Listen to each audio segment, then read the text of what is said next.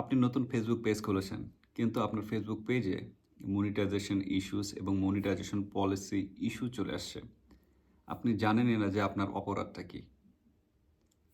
এই ২ দিন ১ দিন হয়েছে আপনি খুলেছেন, আপনি মনিটাইজেশন ইস্যু কিংবা পলিসি ইস্যু পেয়ে গেছেন আপনার পেজে। আপনি হতাশ হয়ে গেছেন যে এখন কিভাবে ঠিক করব? এটা কি কারণে আসলো? কিভাবে রিমুভ করব? সো মূলত এই বিষয়গুলো নিয়েই আজকের এই ভিডিও, ঠিক আছে? হ্যালো, আসসালামু আলাইকুম। সিক্রেট ট্রিক্স চ্যানেলের পক্ষ থেকে আপনাদের সবাইকে স্বাগতম। তো আজকের ভিডিওটা ফেসবুক কনটেন্ট ক্রিয়েটরদের জন্য খুবই গুরুত্বপূর্ণ।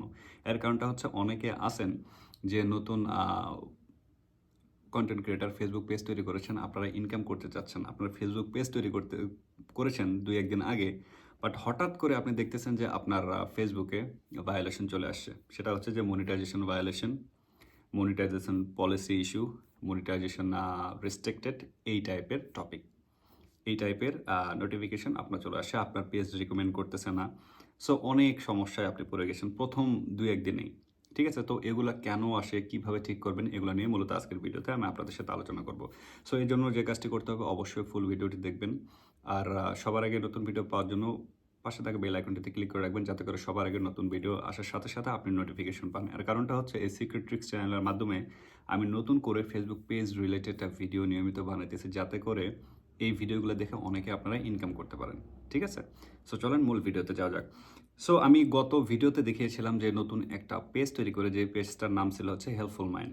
সো ওই পেজটা আপনাদেরকে একটু দেখাই। দেখেন ওই পেজে কিন্তু অলরেডি মনিটাইজেশন পলিসি ইস্যু চলে আসছে, মনিটাইজেশন রেস্ট্রিক্টেড লেখা আসছে। সো এটা মূলত কিভাবে আপনারা ঠিক করবেন। ঠিক আছে? সো দেখেন আপনাদেরকে একটু দেখাই। তো আমার হাতে কিন্তু আরেকটা ফোন আছে। জাস্ট স্ক্রিন রেকর্ড করে আপনাদেরকে দেখাইতেছি সরাসরি। সো আমি জাস্ট ফেসবুক পেজে চলে গেলাম। দেখতেই পাচ্ছেন এটা হচ্ছে হেল্পফুল মাইন্ড পেজ। সো আমরা এখন এই 3 বারে যাব। তারপর হচ্ছে প্রফেশনাল ড্যাশবোর্ডে যাব। যাওয়ার সাথে আমরা এই যে দেখেন মনিটাইজেশন, এটার উপরে আমরা ক্লিক করতেছি। এটার উপরে ক্লিক করার পরে মোটামুটি এই যে ক্রাইটেরিয়াগুলো আছে এগুলো কিন্তু সব কিছু ঠিকঠাক, ঠিক আছে? কোনো সমস্যা নেই। বাট সমস্যাটা হচ্ছে আমরা যখন এই যে পেজের মধ্যে ঢুকবো, এই যে পেজ রিকমেন্ডেশনের ভিতরে ঢুকবো দেখেন, তখন কি লেখা ওঠে? পেজটা কিন্তু রিকমেন্ড করতেছে। রিকমেন্ড মানে হইতেছে যে পেজটা অন্যের কাছে সাজেস্ট করবে। ওকে?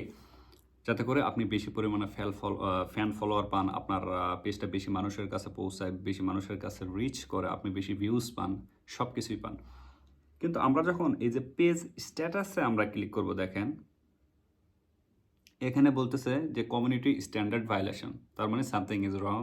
এখানে দেখাইতেছে অলরেডি কমিউনিটি স্ট্যান্ডার্ড ভায়োলেশন করা হয়েছে, যে if content on a page goes against our community standard it can put the page at risk for restriction. Good news, no violation to show. এখন বলতেছে এখন পর্যন্ত কোনো ভায়োলেশন করা হয়নি, বাট কেন এই যে আপনার কমিউনিটি স্ট্যান্ডার্ড ভায়োলেশন আছে বলতেছে যে কোনো কিছু যদি আমরা ব্রেক করি। কিন্তু তারপর আমরা দেখেন এই যে নিচে ২টা লেখা আছে দেখেন, একটা হচ্ছে পেজ ইজ রিকমেন্ডেবল আর একটা হচ্ছে রেস্ট্রিক্টেড মনিটাইজেশন। তো আমরা যদি এখন এই যে পেজ রিকমেন্ডেবলে ক্লিক করি, এটা ওকে, কোনো সমস্যা নেই। বাট আমরা যখন এই যে পেজ স্ট্যাটাসে ক্লিক করলাম, পেজ স্ট্যাটাসে ক্লিক করার পর এই যে রিস্ট্রিক্টেড মনিটাইজেশনে ক্লিক করলাম, দেখেন এখানেই হচ্ছে সমস্যা। সেটা হচ্ছে যে এই যে মনিটাইজেশন ইস্যু অলরেডি দেখাই দিয়েছে আমাদের এই যে পেজে। এই পেজটাতে আমি কিন্তু কোনো কন্টেন্টই এখন আপলোড করি নাই, কোনো পোস্ট দেই নাই, কোনো কিছুই করি নাই। বাট তারপরে কিন্তু এটি মনিটাইজেশন ইস্যু চলে আসছে। এটা অনেকেই ফেস করতেছেন। ঠিক আছে? এটা কেন আসলো একটু পরে আমি বলতেছি। তো দেখেন রিসেন্ট ভায়োলেশন কি করা হয়েছে? Presence not establish. তার মানে যে এই যে পেজটা যে তৈরি করা হয়েছে, পেজে কোনো পোস্ট নাই, কোনো কিছুই নাই। মানে উপস্থিতিটা ওরা মনে করতেছে যে আসলে মানে উপস্থিতির কোনো প্রেজেন্স পায় নাই আরকি। ঠিক আছে? এজন্য এটা ভায়োলেশন দেখা দিয়েছে। তারপর হচ্ছে page not eligible, okay, monetisation policy violation. ৩টা সমস্যা এখানে হয়েছে, তাই বলেছে। এখন আমরা যদি ইউআরএন অ্যানালাইসিসে যাই, দেখেন বলতেছে যে এই সমস্যাগুলোকে হয়তোবা এই যে যেগুলো পূরণ করেনি এগুলো পূরণ করা লাগবে। এখন প্রশ্ন হচ্ছে যে এই যে মনিটাইজেশন যে ইস্যুটা আসছে এটা কেন আসছে?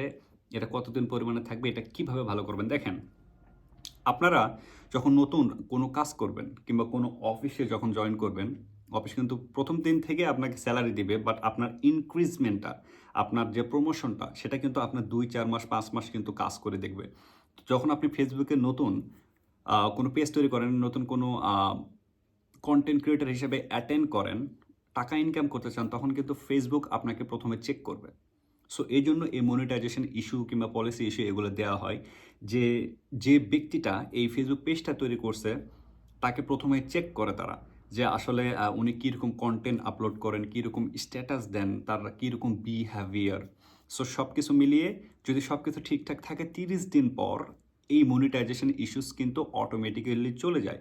বাট এখন রিসেন্ট যে সমস্যাটা হচ্ছে যে আপনারা যেই হোক না কেন সর্বপ্রথম যখন ফেসবুক পেজ তৈরি করবেন তখন কিন্তু এই মনিটাইজেশন ইস্যুস কিংবা মনিটাইজেশন পলিসিস ইস্যুস, তারপর হচ্ছে মনিটাইজেশন রেস্ট্রিক্টেড এরকম লেখালেখি আসে।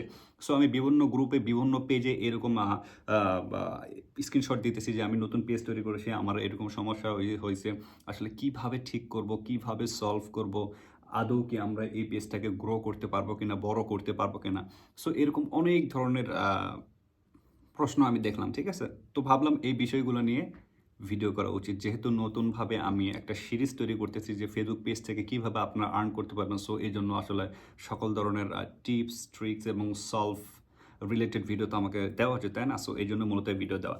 সো দেখেন, এই মনিটাইজেশন ইস্যুস যদি সব নিয়ম কানুন মেনে যদি ভিডিও আপলোড দেওয়া হয় 30 দিন, তাহলে কিন্তু এটা চলে যাবে, ঠিক আছে?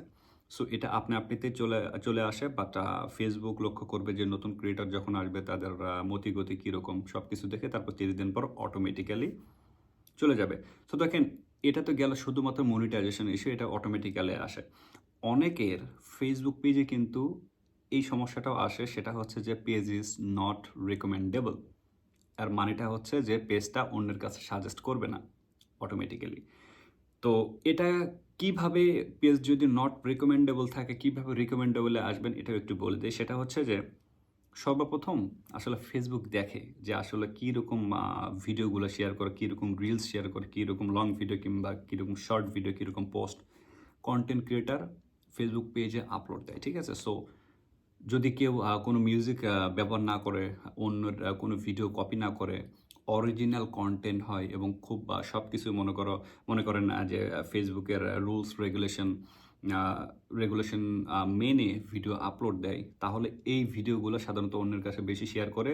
তো তখন প্রথমে যদি এই জায়গাতে পেজ নট রিকমেন্ডেবল লেখাও থাকে, পরবর্তী সময় সেটা কিন্তু পেজটা রিকমেন্ডেবল হয়ে যায়, ঠিক আছে? সো এটা নিয়ে টেনশন করার কোনো কারণ নেই।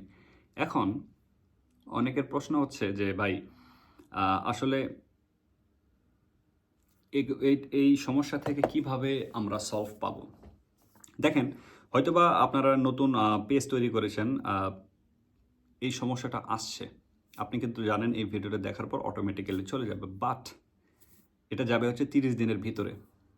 কিন্তু 30 দিন পরেও যদি না যায় তখন আপনি বুঝবেন যে আপনি হয়তোবা কোনো রুলস রেগুলেশন ব্রেক করেছেন ফেসবুকে।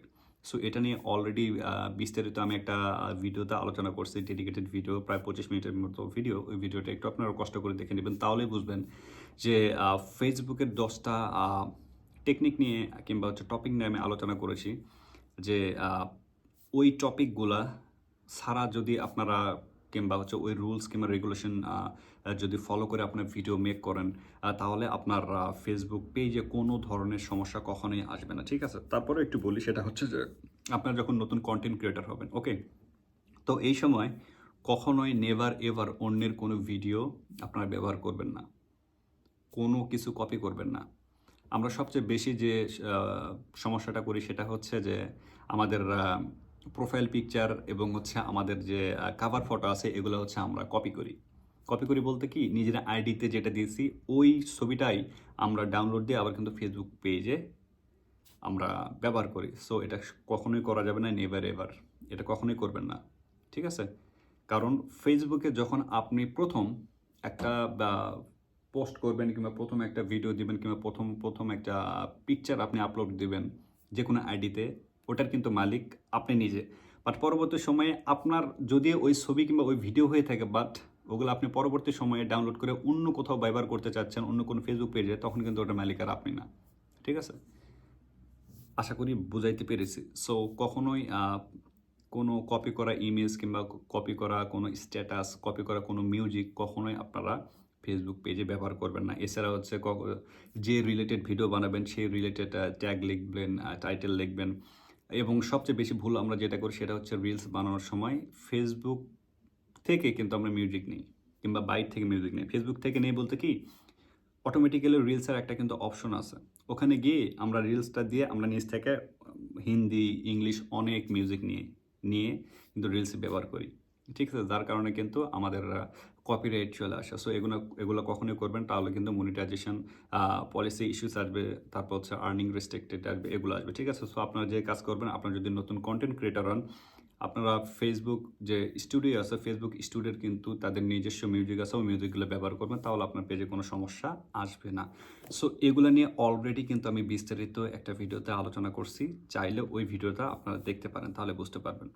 তো আজকের ভিডিওতে আমি আলোচনা করলাম যে আসলে নতুন যখন কোনো ফেসবুক পেজ তৈরি করা হয় তখন কিন্তু মনিটাইজেশন পলিসি ইস্যুস কিংবা মনিটাইজেশন রেস্ট্রিক্টেড কিংবা আর্নিং রেস্ট্রিক্টেড, তারপর হচ্ছে পেজ ইজ নট রেকমেন্ডেবল, এগুলো কিন্তু আসে আবার অটোমেটিক্যালি চলে যাবে। 30 দিন পর যদি না আসে তাহলে বুঝবেন যে আপনি হয়তো বা ফেসবুকের কোনো রুলস রেগুলেশন ব্রেক করেছেন। সো তারপর আপনি ম্যানুয়ালি সব ভিডিও স্ট্যাটাস, আপনার profile photo, cover photo check করবেন, সব কিছু ডিলিট করে আবার সামনের দিকে এগিয়ে যেতে পারেন। ঠিক আছে? তো ভিডিওটা কেমন লাগলো অবশ্যই জানাবেন। ভিডিওটা যদি ভালো লাগে অবশ্যই লাইক, কমেন্ট, শেয়ার এবং চ্যানেলটাকে সাবস্ক্রাইব করতে বলবেন না। আসসালামু আলাইকুম।